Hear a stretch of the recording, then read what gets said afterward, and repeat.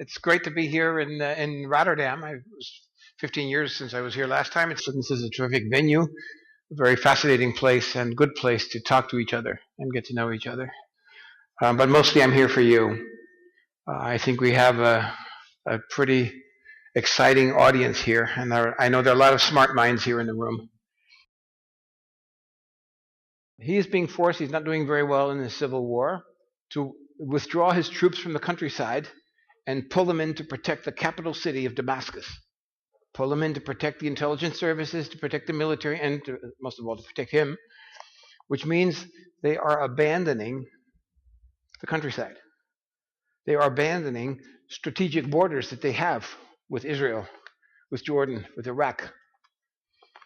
And when a government collapses, it leaves a vacuum of power, and this vacuum is being filled by other forces. One of the forces taking up the countryside are the tribes. We always, as Western democratic people, we always look at borders, which are often lines in the sand drawn by colonial powers. This is you probably call it the Persian Gulf. I have to call it the Arabian Gulf. My company's in Dubai, okay? So we don't call that the Persian Gulf in Dubai. It's the Arabian Gulf. It's the same Gulf, though. These are the streets of Hormuz. 60% of world oil goes out there. 60%. That figure will probably change in the near future. And here's Saudi Arabia over here, and this is the UAE and Dubai and Abu Dhabi and so on. Up here is Kuwait and Iraq. And this little bump here on the coast, that's Qatar. We're talking about 250,000 people. And we're talking about the highest per capita income in the world. The country of Qatar is a thin peninsula on the Arabian Gulf. A small piece of land, surrounded by long coastlines and rich deposits of oil and natural gas. The Qataris live their lives somewhere between the tribal traditions of the Bedouins and the billion-dollar deals of the world's financial markets. Important about Qatar is, tiny as it is between on the coastline, small as the population is, they've always been stuck. I'm talking about thousands of years, been stuck between two powerful nations.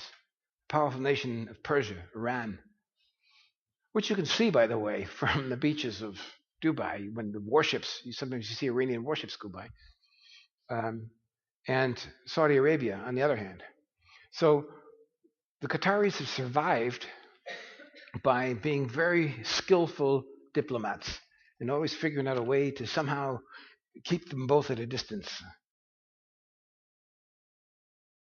You've all seen advertisements, the palm, you've seen the ski slopes with the snow, you've seen the wonderful 5-star hotels. Maybe a lot of you have spent some time on the beaches there, very, very beautiful. But one thing you probably haven't thought about is their military ambition.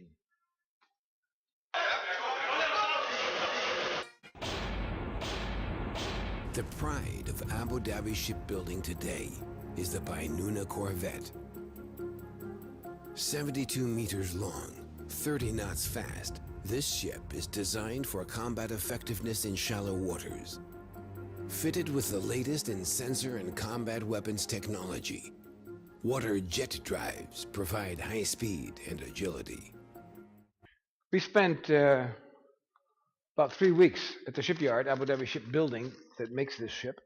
It's a combination, a joint venture with the French, and a lot of the technology came from the French, but it's built now 100% in Abu Dhabi. It's an Abu Dhabi product. It's a high-end ship. They use Marconi electronics. As Jimmy, our technician, noted immediately, it's a stealth ship. They are very, very ambitious militarily. About 3 days ago, they had one of the biggest arms fairs in the world, IDEX. The UAE has the highest per capita expenditure for military goods of any country in the world. I said in the beginning, you're all very smart people, so I think it's a good time now to open the floor, hear your comments, your questions. I look forward to that. Thank you.